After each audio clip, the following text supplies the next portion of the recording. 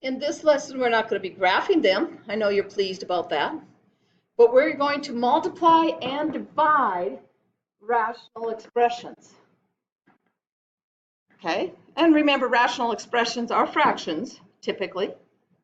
They don't have to be. The denominator can be 1. Part 1, the first video, is going to be simplifying rational expressions.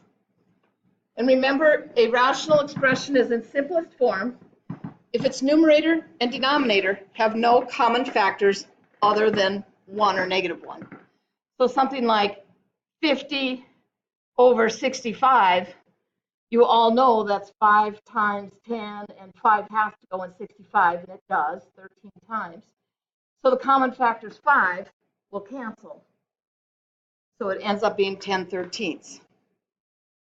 Okay, note also when we add or subtract fractions, we need common denominators. So we use that common factor idea in reverse. So if you want to add 1/2 and 1/4, we would make this 2/4 by multiplying by the common factor 2 in the numerator and denominator. And I know all of you could have done that in your head. But realize that anything we do in math, we hope we can undo as well.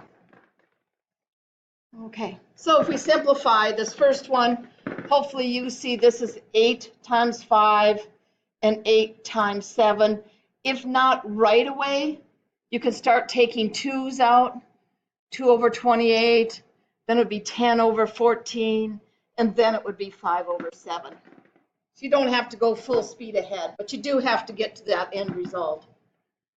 Okay, when it is a polynomial divided by a polynomial, many students in the past have said, oh, well, I can reduce here and I can reduce here, but you cannot.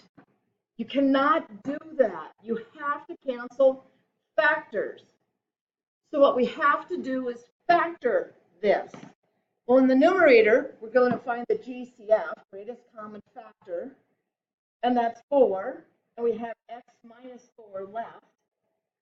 In the denominator, it is a quadratic, x squared minus 2x minus 8, it's a trinomial, so that usually factors into 2 binomials, and indeed it does. 8 is a product of 4 and 2, it's supposed to be a -2 in the middle, so we get -4, +2.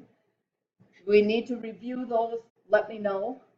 And now the common factor x minus 4 will reduce, and we end up with 4 over x plus 2. Again, you cannot reduce the 4 and the 2 because 2 is part of a sum. It is not a factor by itself. Okay. A similar one. So I'm going to go pretty fast on this one, but you can at least look at the example. Factor out the GCF. Factor the trinomial into 2 binomials. 3 is product of 3 and 1. It's positive sum. It checks when I do my FOIL quick check. The x plus 1's cancel. This reduces to x over x plus 3. Now, no one would be tempted to reduce that because 2 and 3 are relatively prime. In fact, they are prime. Okay, the next one. It's a quadratic over a quadratic. So I think it's going to be binomial factors over binomial factors. Again, you cannot reduce when it's part of a sum or difference. You can only reduce common factors. Okay, the product is 16, the sum is -8, so that would be -4 times -4. Go ahead and check it. My writing is bad. N and N, 24, it's -24, so that's 6 and 4. The bigger one is positive. And looky there, the N minus 4 is reduced. So we get N minus 4 over N plus 6. No, you cannot reduce that, because those are prime factors. You cannot cancel n's, you cannot reduce 4 over 6. Some students would try to get -2/3 out of that. You cannot do that. Okay. Likewise, again, I'm going to run through it pretty fast. So this will be y minus 3y plus 1. In the denominator, I think it's y minus 3y plus 2. Okay, check it over, make sure I did it right. I believe these two cancel. Y plus 1 over y plus 2.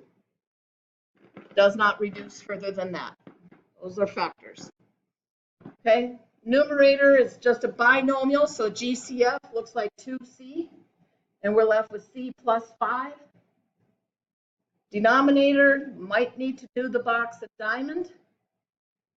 Okay, but 3c squared only factors to 3c and c. The 5 factors to 1 and 5, so it's just a matter of deciding where do I put it. Well, to get a 16, I'm going to need 15 and 1. Signs are all pluses. Also, this usually is a clue. Not always, but usually, because usually something will cancel. This is a practice in factoring, reducing, remembering the way fractions have to work. And there we have it, simplified. Okay. All right. Some application.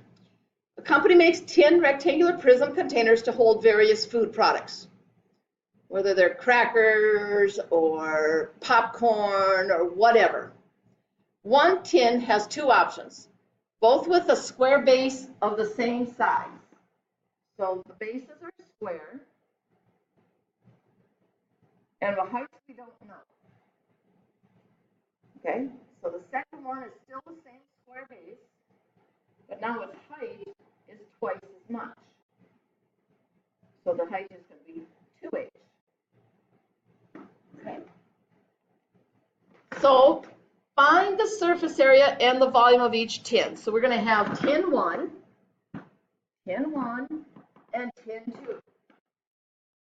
So we're going to go to tin 1. Tin 1, surface area. Well, there's 2 bases, and there's 4 sides, all have the same area.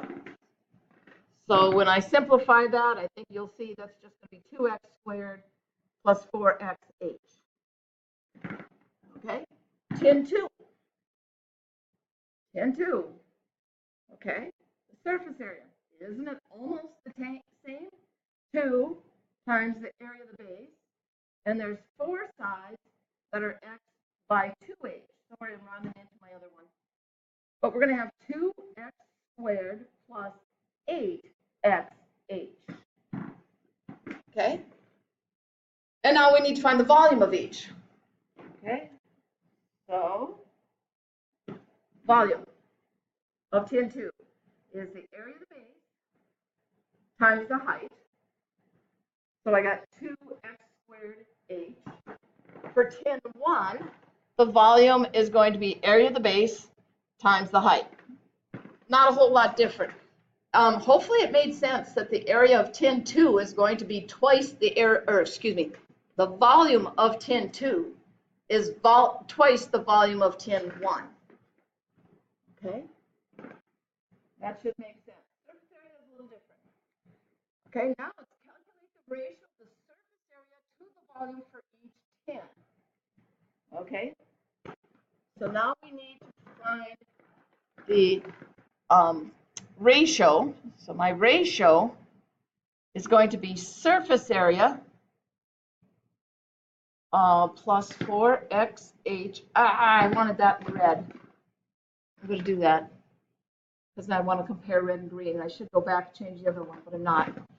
So the surface area, 2x squared plus 4xh over x squared h. All right, I could take a 2x out of both. And on the bottom, it's just x squared, x times h if you want. And I don't know what I did here. Okay. So that's going to reduce, isn't it? That will reduce to 2 times x plus 2h. Oh, I know, that was the parentheses. Over xh. Okay, for the other one, okay, I can't see my surface area. my ratio is going to be 2x squared plus 8xh over 2x squared h. So again, I'm going to factor to reduce. I can take a 2x out and left with x plus 4h over 2xxh. And I can reduce, this will let me do it, a 2 and an x from both. So this time, I'm going to be left with x plus 4h over xh. Okay? So now we found the ratio for both. So this is this ratio for tin 2. And what does it ask to do? What do the ratios tell you about the efficiencies of the two tins? Okay. Well, the denominators are the same. But if we go back and get rid of parentheses out of this, 2x plus 4h over xh. Okay? On tin 1, they have 2x plus 4h, and on tin 2, it's x plus 4h. So tin 1, it takes more surface area to volume, because that 2 makes it double the x. So the first one isn't as efficient, but the boss might still say, we're going to make that because we need those size containers. Right? But it gives them an idea of where they're losing some money. Alrighty, so there we looked at simplifying. We did a little application, and we have another video for multiplying and dividing.